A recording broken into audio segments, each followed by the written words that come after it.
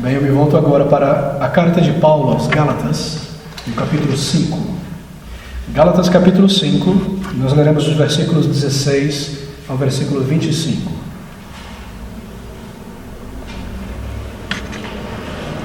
Gálatas 5, 16 a 25. Essas palavras: digo, porém, andai em espírito, e não cumprirei as concupiscências da carne. Porque a carne cobiça contra o espírito, e o espírito contra a carne, e estes opõem-se um ao outro, para que não façais as coisas que quereis. Mas, se sois guiados pelo espírito, não estais debaixo da lei.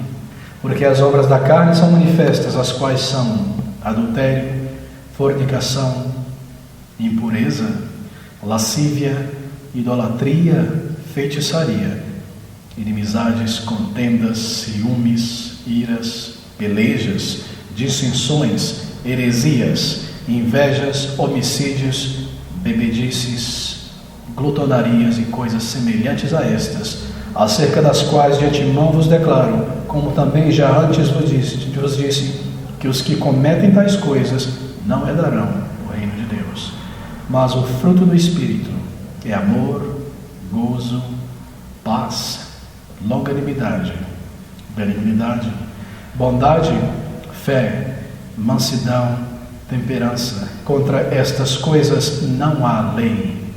E os que são de Cristo crucificaram a carne com as suas paixões e concupiscências.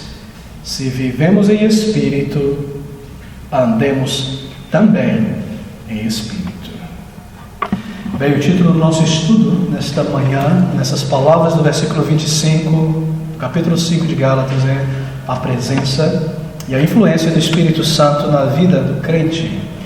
Bem, em primeiro lugar, é importante manter em mente que a obra do Espírito Santo é nada mais do que canalizar para nós aquela grande obra realizada e completa pelo Senhor Jesus Cristo, o Salvador, que é a nossa salvação e a nossa santificação. É o Espírito, e essa tarefa do Espírito, aplicar a obra de Cristo à vida do crente. Os méritos de Jesus para a salvação. Ele convence o homem, a mulher, do seu pecado, da necessidade de Cristo Jesus, e ao salvar tal vida, ele santifica e preserva o povo de Deus, a igreja de Deus. Assim sendo, a obra primária do Espírito de Deus é então canalizar, mediar essa obra de Cristo Jesus para a alma. Bem, é muito importante nós iniciarmos por esse ponto, esse estudo dessa manhã, porque há uma grande confusão no meio evangélico nos dias de hoje. Grandes vozes dizendo coisas estranhas à palavra de Deus. Coisas que há anos atrás você jamais ousaria ouvir ou imaginar que alguém poderia fazer tais declaração sobre a pessoa do Espírito ou sobre a obra do Espírito. Assim é importante nós recapitularmos um princípio muito importante. Se você abrir comigo no Evangelho de João, no capítulo 16, nós encontramos um princípio muito importante, estudado no nosso primeiro estudo sobre a doutrina do Espírito Santo, João capítulo 16, o versículo 13 e o versículo 14 é o que nos interessa aqui. Veja, isso é Jesus Cristo falando a respeito da obra do Espírito. Ele diz: mas quando vier aquele, o Espírito de verdade, ele vos guiará em toda a verdade, porque não falará de si mesmo, mas dirá tudo o que tiver ouvido, e vos anunciará o que há de vir. Ele me glorificará, porque há de receber do que é meu, e vou-lo-á de anunciar. Perceba essas palavras. Tem sido muito difícil selecionar uma palavra que qualifique, que descreva o papel e a obra do Espírito Santo. Algumas pessoas têm usado o termo anonimidade do Espírito, no sentido de que o Espírito, ele é anônimo, ele trabalha por trás do palco, ele não eleva a si mesmo, ele não projeta a si mesmo. A sua obra é promover a Jesus Cristo e a obra de Deus em nossos corações. É isso que nós lemos nesse versículo. O versículo 13 diz: mas quando vier aquele, o Espírito de verdade, ele vos guiará em toda a verdade. Veja, porque não falará de si mesmo. O trabalho do Espírito Santo não é promover a si mesmo. Daí essa palavra que alguns têm usado para classificar a obra do Espírito, a anonimidade do Espírito. Outros têm usado o termo modéstia, a modéstia do Espírito. Alguns têm usado o termo a discrição do Espírito. O Espírito opera para Cristo em nosso favor, em nosso bem, não para promover a sua personalidade. A discrição, não é? A anonimidade, a calma, a voz tranquila do Espírito. Ele não projeta a sua própria glória para dentro de nossas mentes. Nós esperamos sim, pela eternidade, para ver esse aspecto mais físico talvez, real, no sentido visível, manifesto da obra do Espírito. Assim, tendo esse princípio diante de nós podemos dizer com clareza aquilo que a igreja tem visto, que os pentecostais, os neopentecostais e os carismáticos estão completamente errados quando eles dizem: eu posso sentir fisicamente a Deus, a presença do Senhor. Isso acompanhado de muita música de fundo, obviamente, acompanhado de muita oração em voz alta feita por muitas pessoas, ao mesmo tempo, não é? Com muito emocionalismo forçado, por muita afetação, por olhos fechados, tentando artificialmente se projetar para dentro de uma outra realidade, coisas do tipo. Você não pode sentir o Espírito Santo, exceto pela operação graciosa do Espírito em tua vida. E isso é algo que nós desejamos, obviamente. Nós desejamos sentir a obra do Espírito Santo dentro de nós. Uma outra pessoa usou o termo timidez do Espírito Santo. Obviamente essa não é uma palavra muito boa, muito acurada, porque ela associa o Espírito Santo como um aspecto da personalidade humana, não exatamente o melhor aspecto para se referir ao Espírito Santo, a timidez. Mas essa é a ideia. O Espírito Santo não se autopromove. Talvez a palavra mais bíblica seja a advocacia do Espírito, que traz a ideia de um advogado, de um confortador, não é? O Espírito é aquele que se coloca junto à pessoa com o intuito de ajudá-la, de confortá-la, de conduzi-la. Bem, esses são termos que tentam classificar a obra do Espírito conforme essas palavras de João capítulo 16, sugerindo que o Espírito trabalha para Cristo. Ainda embora ele seja igual a Cristo, ele trabalha para outra pessoa e não para si mesmo. Não ouça essas palavras novamente. Mas quando vier aquele, o Espírito de verdade, ele vos guiará em toda a verdade, porque não falará de si mesmo, mas dirá tudo o que tiver ouvido e vos anunciará o que há de vir. Ele me glorificará, diz Jesus, porque há de receber do que é meu e vou-lo-á de anunciar. Bem, esse conceito é fundamental. Ele é muito importante. E nós iniciamos o nosso estudo sobre a ação do Espírito em nossas vidas, a influência do Espírito do crente, tendo em vista esse princípio. O movimento pentecostal, mais uma vez, o movimento neopentecostal, ele erra tremendamente. Na verdade, todos esses movimentos que querem tornar o Espírito de Deus uma pessoa conspícua, espetacular e sensacional que se autoprojeta, eles tropeçam nesta verdade, na palavra de Deus aqui. Designar o Espírito de Deus como sendo o seu papel, outorgar aos seres humanos sentimentos ou experiências corporais da sua presença e do seu poder. Isso é um erro muito grande. Isso é contrário ao papel fundamental do Espírito descrito aqui pelo próprio Senhor Jesus Cristo nessas palavras. De uma postura quase anônima, discreta ou tímida, o Espírito opera a sua obra grandiosa, uma obra espiritual, sim, sem chamar a atenção para si mesmo. Mas ao mesmo tempo, ele deve ser reconhecido em nossas vidas. Ao mesmo tempo, ele deve ser adorado. A nossa confiança completa deve ser colocada no Espírito, realmente na sua obra em nossas vidas. Nós devemos ouvi-lo, não apagá-lo, não extingui-lo, não entristecê-lo. Nós devemos valorizar o Espírito em todas as coisas, invocar o Espírito para auxílio em nossas vidas, a força, o encher do Espírito e a graça do Espírito. Assim, quanto à obra do Espírito na vida do crente, ao descrevê-la, nós devemos manter esse balanço em vista. O Espírito não está aqui para promover a si mesmo, mas a Cristo, e nós não podemos ignorá-lo também. Bem, nós vamos considerar hoje, tendo estabelecido esse princípio de grande importância, nós vamos considerar a respeito daquela ajuda do Espírito em nossas vidas, o agir do Espírito Santo a respeito do qual nós estamos conscientes e podemos perceber. O Espírito Santo, ele realmente age na vida do crente. Certamente ele opera na vida do crente. Em João capítulo 14, versículo 17, nós lemos essas palavras que dizem que nós conhecemos o Espírito pelas suas operações em nossas vidas. João 14, 17 diz: o Espírito de verdade que o mundo não conhece, não pode receber, porque não o vê nem o conhecem, mas vós o conheceis, porque habita convosco e está em vós. Nós conhecemos o Espírito Santo pela operação dele em nossa vida. No mesmo capítulo, versículo 21, nós lemos: aquele que tem os meus mandamentos e os guarda, esse é o que me ama, e aquele que me ama será amado de meu Pai, e eu o amarei e me manifestarei a ele. Essa é a maravilhosa manifestação do Espírito Santo em nós, que habita em nós. Então, verdadeiramente, o Espírito de Deus, ele age na vida do crente. Se você abrir comigo em Atos, capítulo 16, versículo 9, algo muito interessante aqui.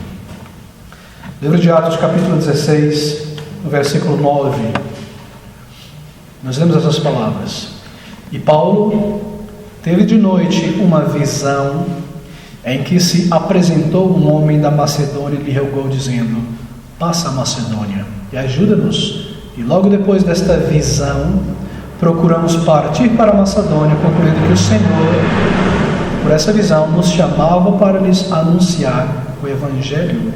Nós lemos a respeito da experiência do apóstolo Paulo aqui, não é? Essa é uma visão que ele teve, uma visão apostólica, ela pertence ao apóstolo. Nós não tomamos esse versículo aqui como algo normativo, como algo para nós. Não há visões para nós hoje, nem sonhos, nem revelações extra-bíblicas, nem profecias. Isso é algo característico do apóstolo e de outros apóstolos, que foram usados por Deus para escrever as páginas do Novo Testamento. Era necessário que eles fizessem aqueles sinais e tivessem essas visões, porque o Novo Testamento estava sendo escrito, revelado a eles pelo Espírito. O Espírito de Deus os conduziu a toda a verdade, eles escreveram a verdade. Essa é uma visão apostólica. Mas se você abrir no capítulo 18, no versículo 5, nós encontramos algo interessante também. Veja: e quando Silas e Timóteo desceram da Macedônia, foi Paulo impulsionado no Espírito, testificando aos judeus que Jesus era o Cristo. Você percebe a palavra? Paulo foi impulsionado pelo Espírito. No versículo anterior, ele teve uma visão, algo apostólico, que pertence aos apóstolos, mas aqui ele foi impulsionado pelo Espírito a cumprir um dever. E essa não foi uma comunicação autoritativa do Espírito por uma visão, por uma voz que ele recebeu, não. Foi uma impulsão do Espírito. Bem diferente do caso anterior, não é? Isso é normativo para nós. Porque não tomou a forma de uma comunicação verbal direta, foi um impulso ao mover do Espírito, e assim também acontece conosco. Isso aqui é para nós. Enquanto aquela visão, aquela revelação autoritativa comunicada pelo Espírito por uma visão foi dada a Paulo, uma revelação apostólica, esse impulsionar do Espírito é normativo para cada um de nós. É assim que o Espírito move em nossas vidas.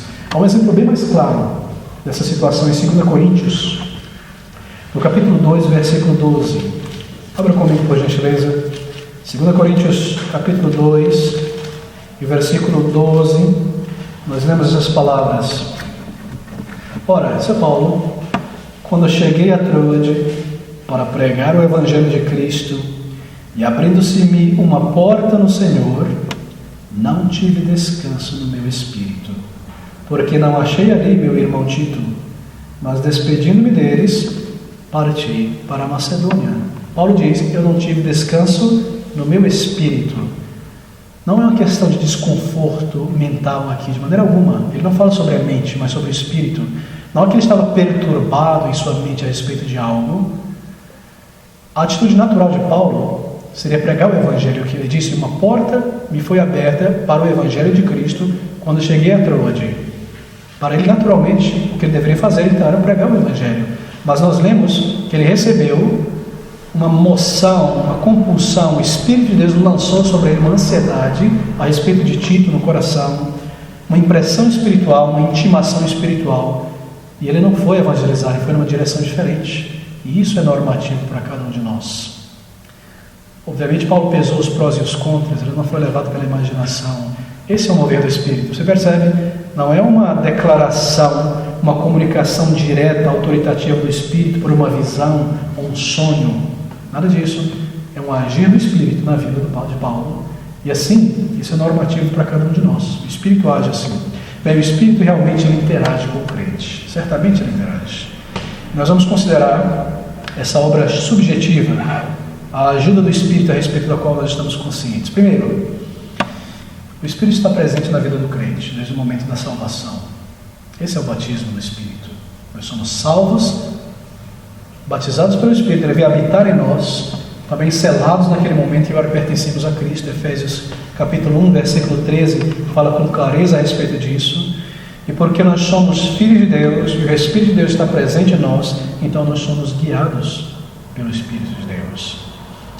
Nesse aspecto da obra do Espírito de Deus em nós, há dois princípios importantes que nós devemos manter em vista. Há dois princípios de grande importância nessa questão do mover do Espírito na vida de um crente. O primeiro princípio é que em relação à obra do Espírito Santo em nossas vidas, nós sempre andamos pela fé. Em relação à obra do Espírito na vida de um crente, nós sempre andamos pela fé, isto é, não por vista. Nós não podemos sentir fisicamente o divino, nem o toque divino, ouvir com nossos ouvidos físicos, não com os olhos do corpo, mas com os olhos da fé. Nós conhecemos o Espírito por sua operação em nossas vidas. Nós não podemos ter uma conexão sensorial, mística com o Espírito. Isso não nos é dado, não é do caráter do Espírito, nem nos é dado como foi dado ao apóstolo, nem devemos buscar tal coisa. É contrário ao princípio do Senhor Jesus Cristo que lemos em João capítulo 16. E aqui mais uma vez, então, um movimento pentecostal, neopentecostal, carismático, um movimento novo na história do cristianismo, não é? Um movimento com um pouco mais de 100 anos. Esse movimento erra terrivelmente porque ele busca experiências físicas ou sensoriais do Espírito Santo. Nós não temos base bíblica para isso. E esse é um campo muito perigoso, na verdade. É uma porta aberta para o misticismo. Uma porta aberta para o misticismo. Buscar poder sobrenatural por meio de experimentos e manifestações físicas do Espírito, na verdade, é um canal de entrada para o misticismo, porque toda vez que você atribui a um objeto material, ou uma palavra pronunciada, ou uma experiência física, um poder sobrenatural, você entra no campo do misticismo e da feitiçaria. Obviamente, nós aprendemos muitos outros princípios, mas nós lembramos sobre Moisés, quando naquele grande monte, o Senhor o chama para lhe revelar os 10 mandamentos, e ele quer ver a Deus, e Deus diz: ninguém nunca me viu e viveu, continua em pé. E Deus diz para ele: se esconda atrás dessa rocha, e você sentirá a minha glória passando, um vento, uma sombra passando. Moisés, ele foi naquela circunstância protegido da presença de Deus, e nós também somos protegidos por ele através desse princípio, que o nosso agir para com o Espírito é pela fé, não pelos olhos, não de maneira física. Obviamente que o Senhor, ele opera de maneira extraordinária em circunstâncias extraordinárias. Certamente nós consideraremos algumas dessas manifestações logo adiante, mas nós estamos lidando aqui com aquelas maneiras ordinárias da ação do Espírito Santo, a maneira que ele interage com o crente em sua vida diária. Assim como regra bíblica geral, quanto à operação do Espírito Santo, quando o Espírito age assim na vida de um crente, não existe pressão física ou dor física em geral. Não há uma voz audível que se ouça com os ouvidos físicos. Não há uma sensação inexplicável, sensacional como nenhuma outra coisa antes que vai além das palavras ou coisa do tipo. Nem você é transportado para o céu ou para o inferno e retorna sem ser chamuscado, coisa do tipo. Nós andamos pela fé. Esse é o princípio. Não há tremor físico, não há perda de controle do corpo em tremores, não há perda dos sentidos, nada do tipo. O primeiro princípio nessa ação do Espírito Santo na vida do crente é que em relação à obra do Espírito em nossas vidas, nós sempre andamos pela fé, e isso é vital. Andamos pela fé, pela nossa confiança naquilo que a Bíblia nos revela a respeito dele, não por experiências exteriores à palavra de Deus. Bem, esse é o nosso primeiro princípio, mas o segundo princípio nos diz que o Espírito Santo, ele nunca comunicará conosco para trazer qualquer doutrina ou verdade nunca antes revelada. O Espírito Santo não se comunicará conosco para trazer qualquer doutrina ou verdade nova que nunca antes fora revelada na palavra de Deus. Isso não é parte da obra do Espírito, porque nós cremos e aprendemos da palavra, da Escritura, que toda a verdade já foi revelada e ela já foi entregue à igreja. Judas se refere a isso, não é? Ele chama essa verdade de a fé que uma vez por todas foi entregue aos santos. E nessa verdade que uma vez por todas foi entregue aos santos, revelada de uma vez, ela inclui um número de coisas. Há nessa verdade o plano, o diagrama de Deus para a igreja, como a igreja deve existir, as operações da igreja. Há nessa verdade direções sobre o governo da igreja. Deus não nos deixou ao nosso bel prazer, da nossa imaginação, para organizar a igreja do Senhor Jesus. Ele estabeleceu diretrizes e elas estão contidas nessa verdade que uma vez por todas foi entregue aos santos. Há nessa verdade os métodos de evangelismo, os princípios de evangelismo a serem observados, não por métodos humanos ou técnicas humanas para atrair artificialmente pessoas, aos princípios aqui, ao padrão de uma igreja, em torno de quais diretrizes a igreja deve existir. Todas as coisas que nós precisamos já foram reveladas, não haverá novas revelações então. Líderes pentecostais e neopentecostais que dizem que Deus apareceu a eles, não é? Que veio, que sentou ao seu lado quando eles dirigiam o seu carro e começou a conversar com eles, ou que eles ouviram uma voz audível quando tomavam banho, ou quando eles estavam se barbeando, o Espírito de Deus veio à presença deles. Quando eles acordaram de manhã, viram o Espírito, disseram bom dia, Espírito Santo, eles começaram a bater papo, coisa do tipo, coisas que não tem base na palavra de Deus, ou a voz de um anjo, ou um querubim, ou um serafim que apareceu, ou que a pessoa tem ido ao céu, ao inferno, retornado para trazer alguma mensagem nova. Nada disso tem base qualquer na palavra de Deus. Esse é o nosso segundo princípio, nos salvaguarda dessas loucuras pentecostais que têm confundido muitas pessoas, que têm trazido tragédias a igrejas, que têm desonrado a Deus, que têm levado pessoas ao caminho do misticismo, que na ação do Espírito em nossas vidas, ele não revela nenhuma verdade, nenhuma doutrina que não tenha sido antes, não tenha sido antes revelada na Bíblia. Tudo já está revelado. O Espírito não se contradiz, ele não engana. Se nós fôssemos dar crédito àquelas pessoas que pulam de lá para cá, dizendo, eu recebi uma revelação de Deus, e ele me falou isso, eu tive um sonho, eu tive uma profecia, milhões de pessoas clamando tais revelações, nós teríamos que tomar cada uma delas, colocar no papel e adicioná-las à Bíblia, não é? Porque se é uma revelação de Deus, tem que estar na Bíblia para o mundo inteiro, e assim a Bíblia nunca teria fim. Ela seria uma confusão completa de vozes contraditórias. A palavra de Deus é a verdade de Deus, entregue uma vez por todas aos santos. E há advertências sérias na palavra de Deus quanto a adicionar ou quanto a retirar da palavra de Deus qualquer coisa. Perdoe-me dizer isso.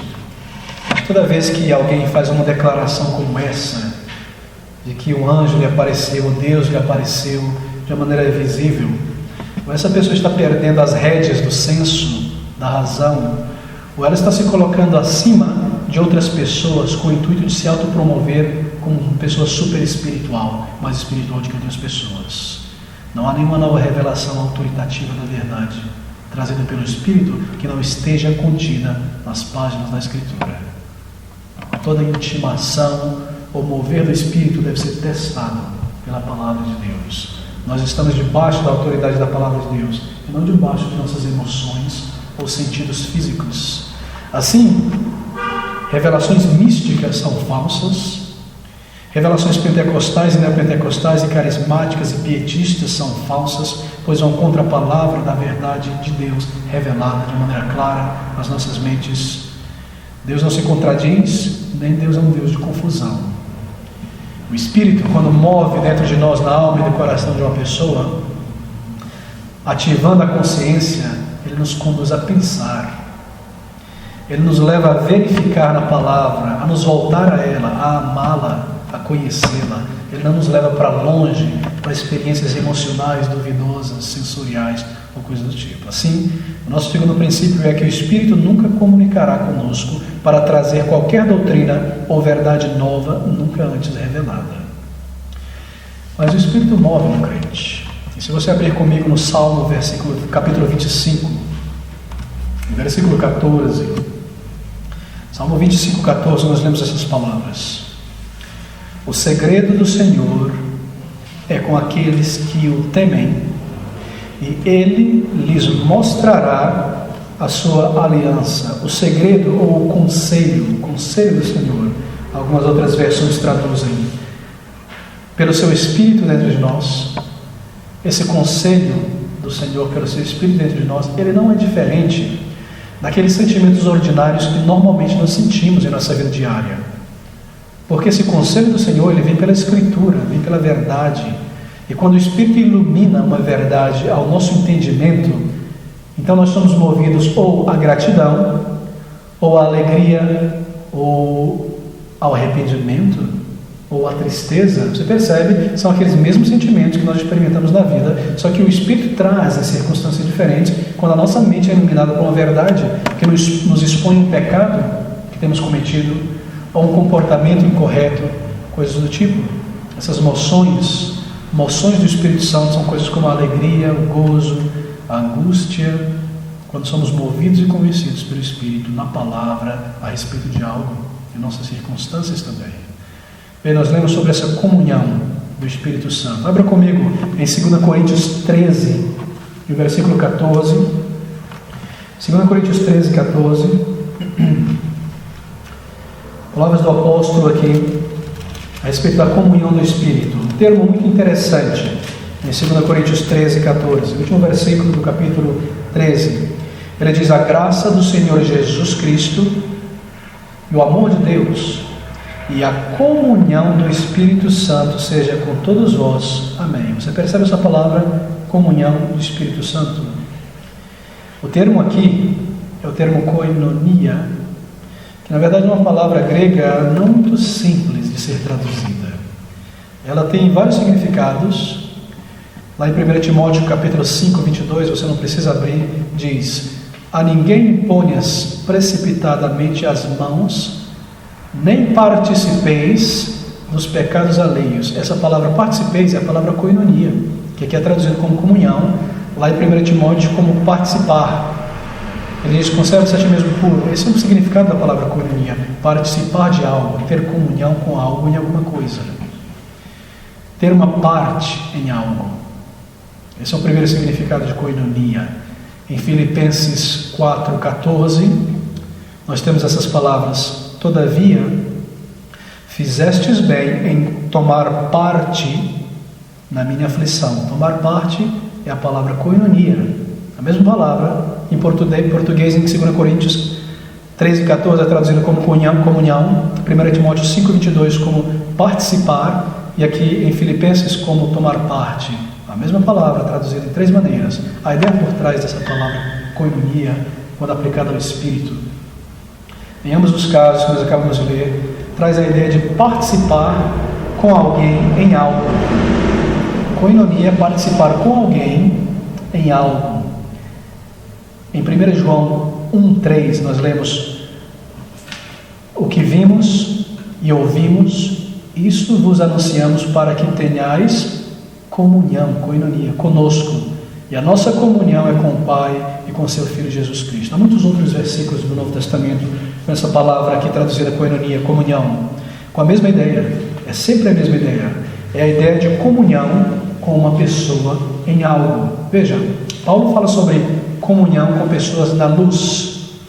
A luz aqui é a personificação de boas obras. Às vezes, ele fala sobre comunhão nas trevas. Trevas como personificação de más obras, do pecado, do maligno, da carne. Comunhão com alguém no erro, não é? Ou seja, não existe comunhão sem o compartilhar de algo que pertence mutuamente a duas ou mais pessoas.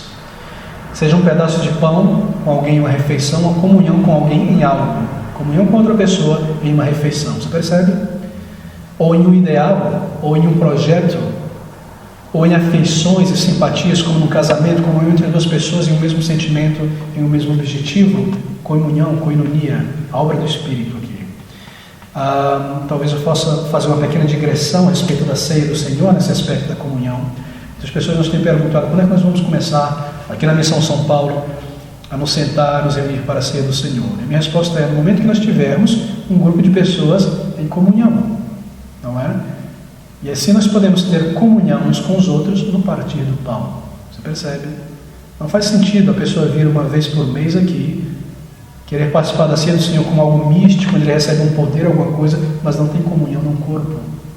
Então é necessário um grupo de pessoas em comunhão uns com os outros, para que tenhamos comunhão em algo, no corpo de Cristo, na ceia. Seria artificial. Nós já temos comunhão com os outros em Cristo, porque somos irmãos na fé, mas agora nós precisamos dessa comunhão no corpo local, na igreja local, não é? Uma mesma causa, servir ao Senhor aqui no Ipiranga, em São Paulo. Então nós estamos esperando por essa mesma mente, esse mesmo coração, um grupo de pessoas reunidas aqui em oração, servindo ao Senhor. Então nós podemos nos sentar para tomar a ceia do Senhor juntos também. Então essa é uma pequena digressão, mas no que se refere ao Espírito de Deus, esse é o nosso tema, a comunhão do Espírito. Nós temos a comunhão com o Espírito em Cristo. Veja, o Espírito Santo, eu mencionei no início desse nosso tema de hoje, ele canaliza, ele aplica a obra de Cristo em nossas vidas, não é? Ele promove e aplica Cristo Jesus e sua obra em nossas vidas.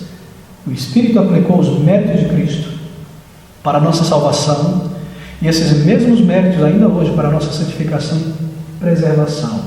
Ou seja, o Espírito ele promove a imagem de Jesus Cristo em nós, e nós promovemos a Cristo Jesus no mundo.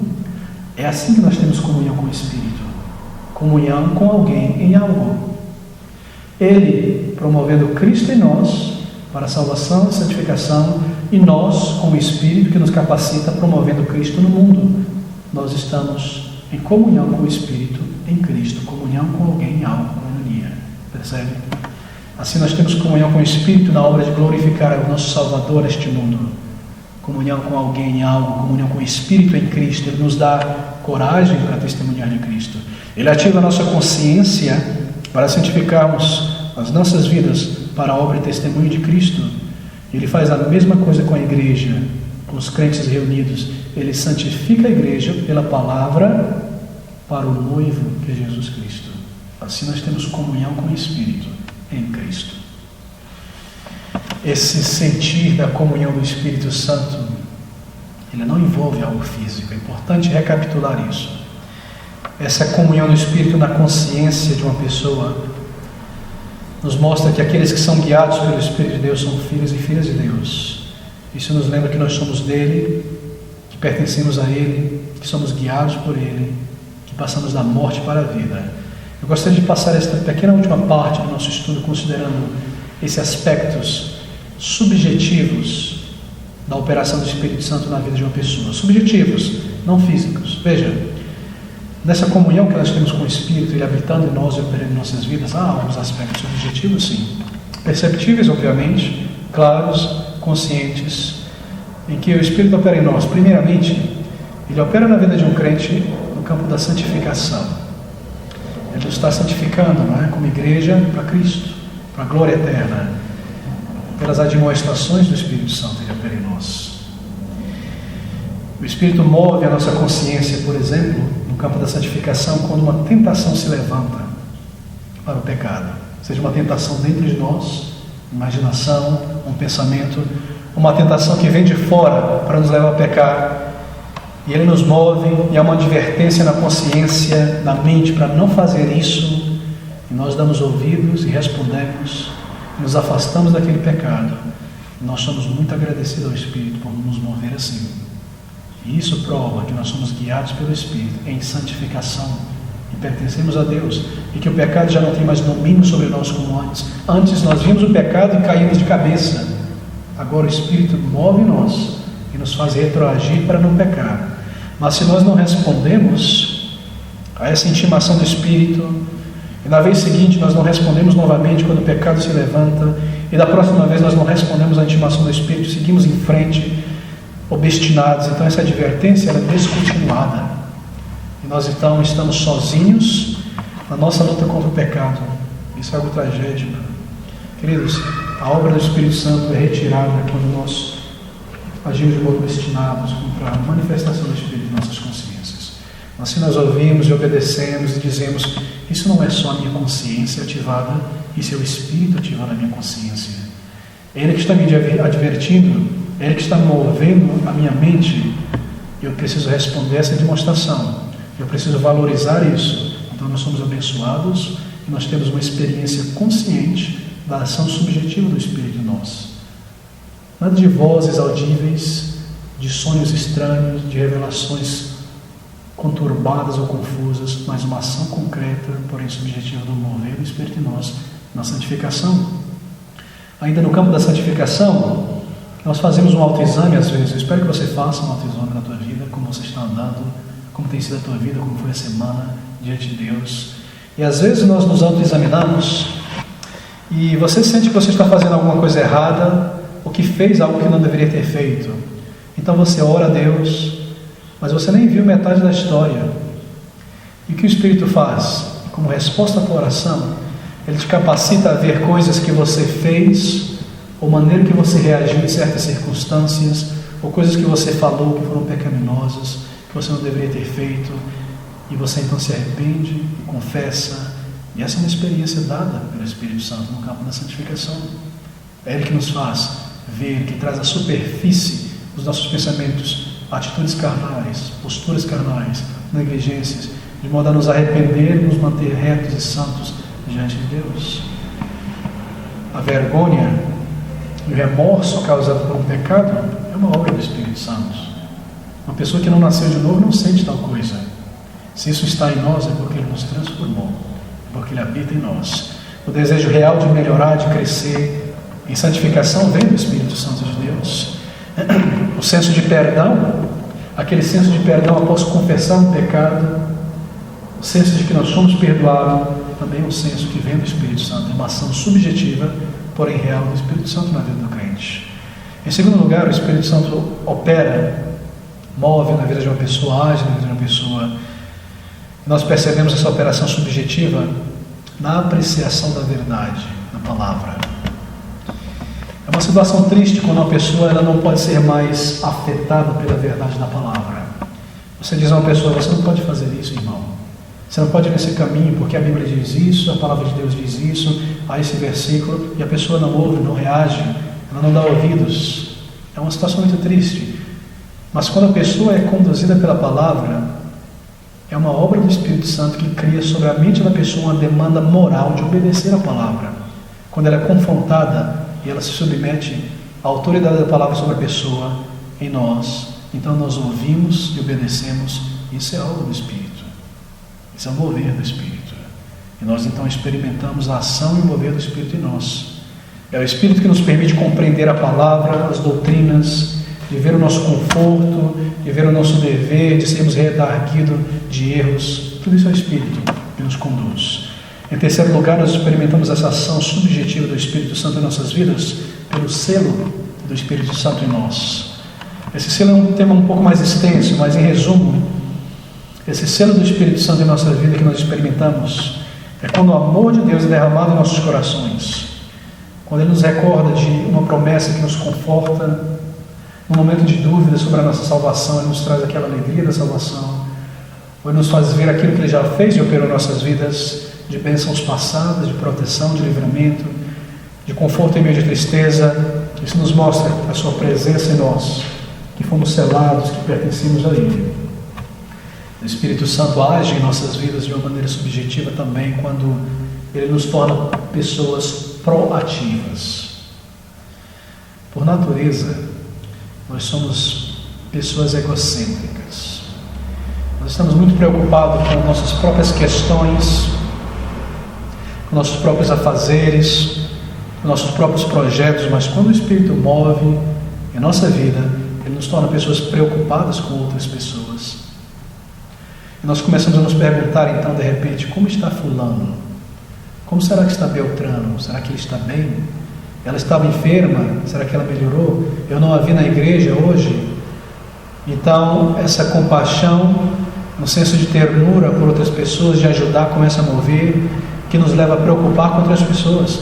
Talvez escrever uma carta para alguém, talvez fazer uma ligação, talvez nos afastar do nosso caminho para ajudar uma pessoa. É o Espírito Santo que move essas ações de compaixão, de nos fazer proativos como crentes. De outra maneira, nós estaríamos centrados em nossos projetos e afazeres dessa vida.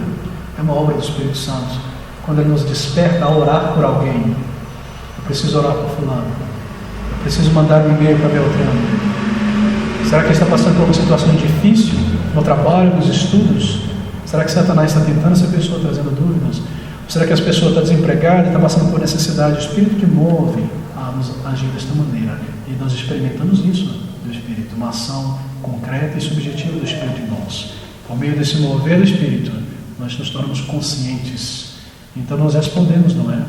Nós devemos responder essas ações. Se Ele move e nós nos calamos e nos fechamos e tomamos uma direção diferente, então o Espírito é apagado e nós não somos mais movidos à compaixão. Nós devemos dar ouvido a essas compulsões, moveres do Espírito em nós. De uma outra maneira, nós percebemos a operação subjetiva do Espírito Santo em nossas vidas, que é através da ajuda pessoal que o Espírito nos dá. Ele nos ajuda de modo pessoal, quando, por exemplo, Ele nos recorda de coisas que nós esquecemos e de coisas que, se nós esquecêssemos de fazer ou de falar, prejudicaria profundamente uma outra pessoa. De repente Ele traz à mente aquele dever, nós lembramos e não prejudicamos outras pessoas. Ou às vezes você dirige o teu carro, se você tem um dia inteiro para uma cidade perigosa, uma jornada perigosa, você passa o tempo todo no trânsito, dentro de um ônibus, e você chega em casa tranquilo e de repente vem na tua mente: eu fui abençoado por toda essa jornada sem nenhuma tragédia, sem nenhum perigo, sem nenhum acidente, sem nenhum crime. E você é levado a agradecer a Deus. É o Espírito que move isso. É Ele que nos ajuda pessoalmente a recordar. Há uma outra manifestação e agir do Espírito Santo na vida do crente. Lembre, não por voz audíveis, tremores, visões ou sonhos, mas manifestações subjetivas e reais em nossas vidas. Pela oração, uma vida de oração. Um senso maior de comunhão com Deus que às vezes nós experimentamos quando estamos orando. Quando nos achegamos diante de Deus, diante do trono de graça, e sabemos, há um senso real de que as nossas orações são ouvidas e de que Ele responde. É isso que o Espírito dá. E quando nós nos dispomos a interceder por alguém, ou quando nós oramos por bem mais tempos do que antes, rogando por pessoas com o coração aquecido, com a mente focada, não aquelas orações vagas, mas algo focado, pedindo e rogando, um senso de fé maior, de que as coisas virão acontecer, de que Deus vai salvar almas, de que Ele vai usar o nosso evangelismo, o nosso testemunho pessoal e trazer pessoas.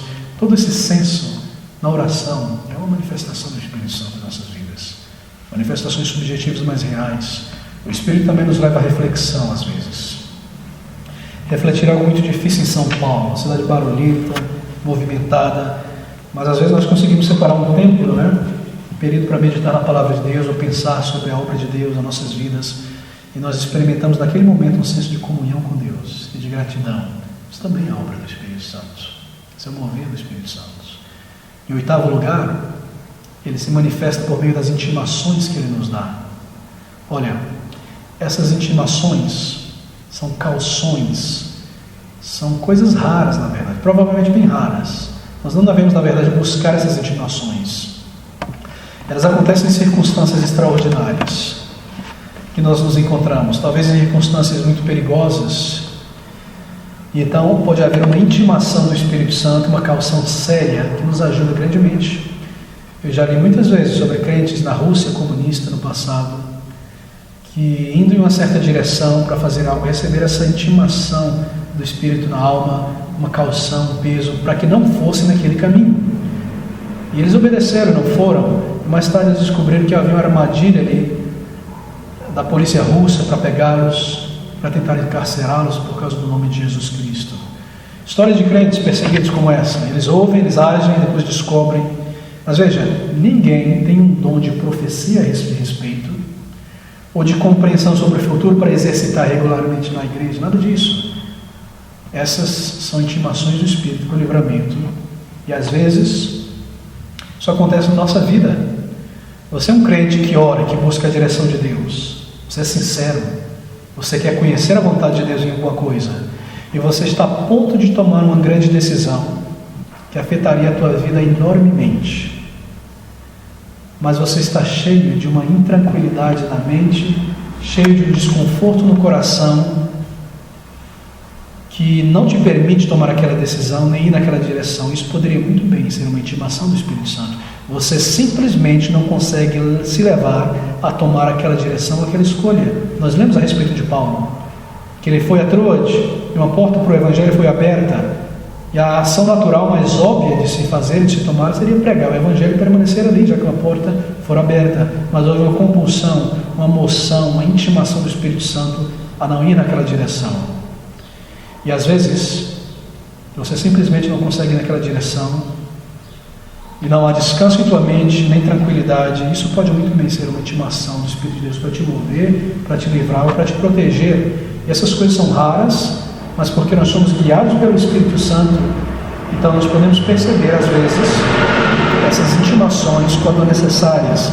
Elas não são coisas que nós buscamos, obviamente, nem algo que nós devemos nos gabar. Certamente nós testamos esse senso profundo da ação do Espírito, e às vezes é um senso de paz, às vezes é um senso de alegria.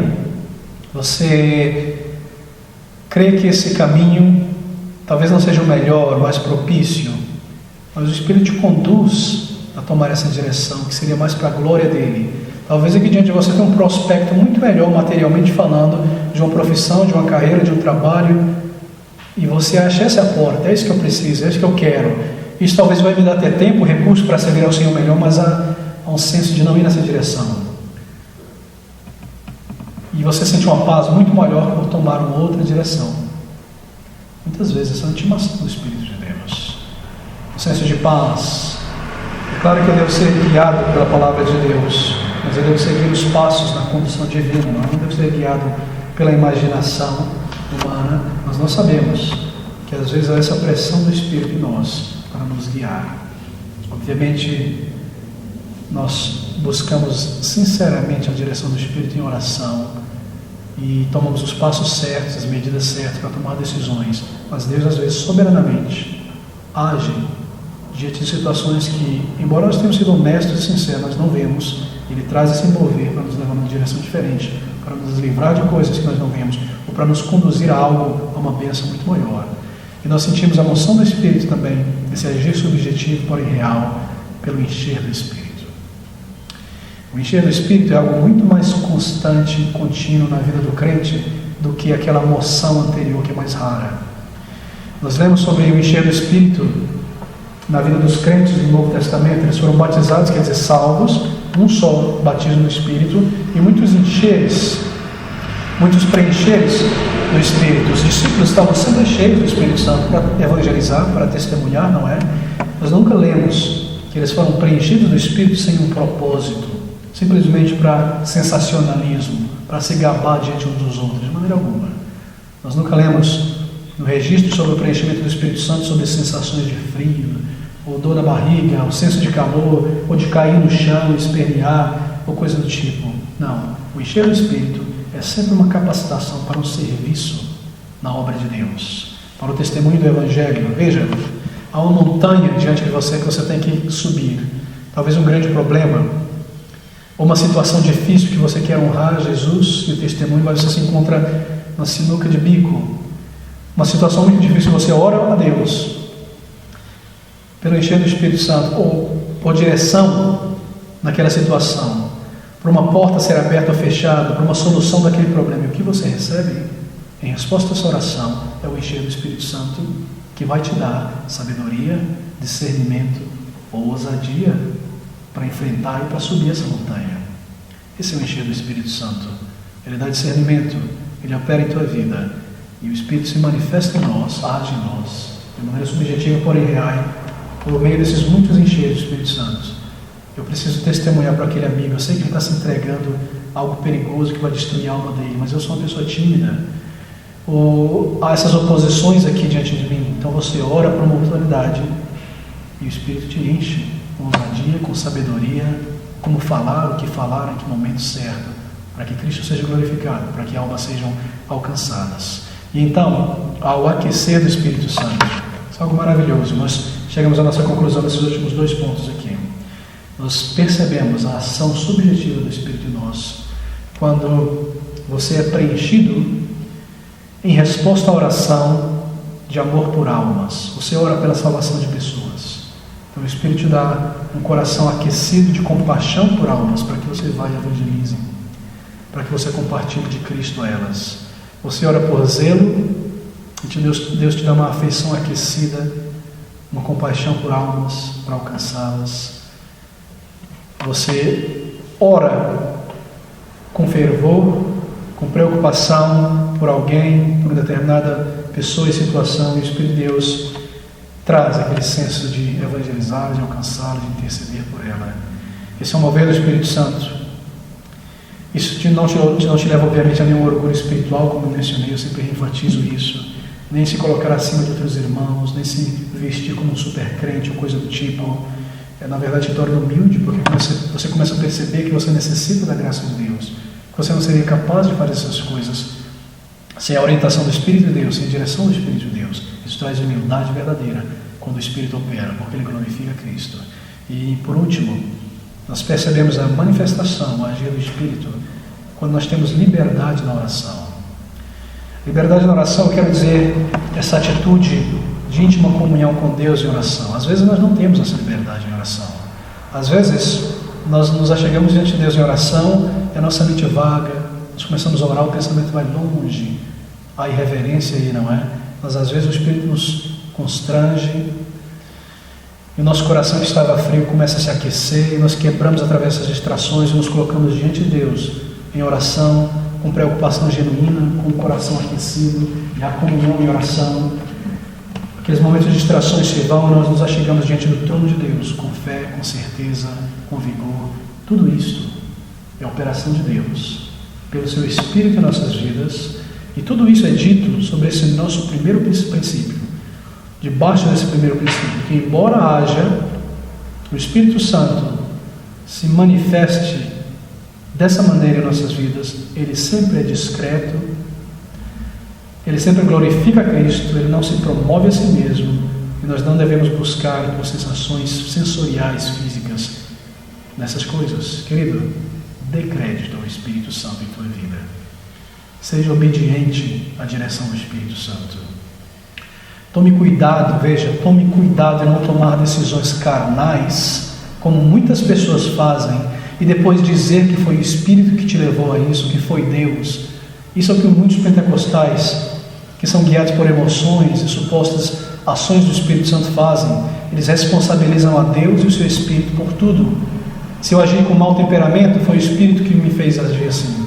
Se eu não vim à igreja para adorar a Deus, e nem participei da obra e do trabalho de evangelismo, e não me dedico, o Espírito não permitiu, Deus fechou a porta, coisa do tipo. Tome muito cuidado em não culpar e não jogar responsabilidade sobre Deus de ações carnais, de negligência. Ore pela operação e pelo encher do Espírito continuamente. Ouça cada mover do Espírito Santo para fazer o bem, para promover a Cristo Jesus.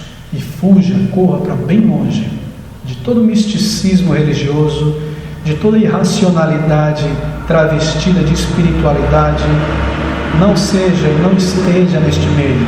E ajude outros crentes em Cristo a escaparem dos tentáculos das falsas doutrinas que se centram em homens, em experiências humanas, na imaginação humana e não na palavra de Deus. Seja guiado pelo Espírito na palavra.